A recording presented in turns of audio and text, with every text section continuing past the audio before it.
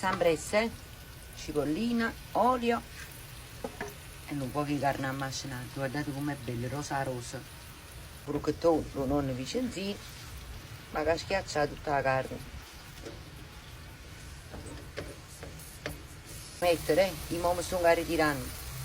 Questo non mi fa buono a me se non lo cucini, o mangia accattato, non lo può, non lo piace.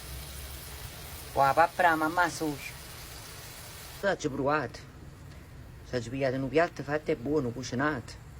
Dico vabbè, mo faccio fissa. Mi sa la prima frucchetta e mocca, e mamma, ma che ne hai cucinato tu?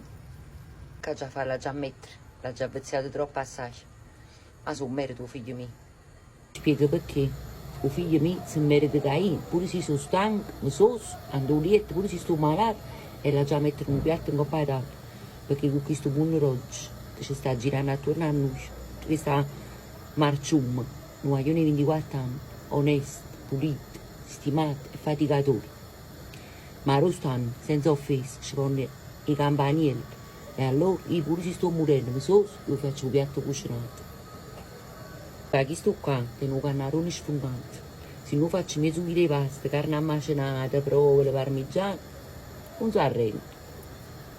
E poi mi cerco pure un bis, mamma, ti raccomando, fammi un piattello e chiù, perché stanotte, quando mi ritiro a fatica, mi scarpo e mi mangio.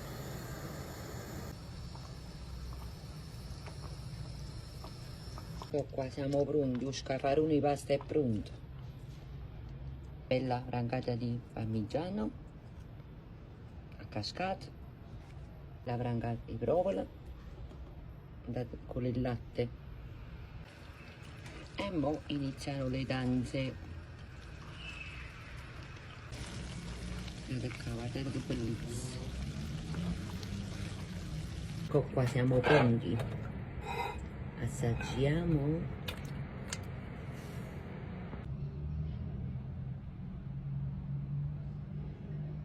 Ovviamente io assaggio. Buon appetito e buona giornata a tutti quanti.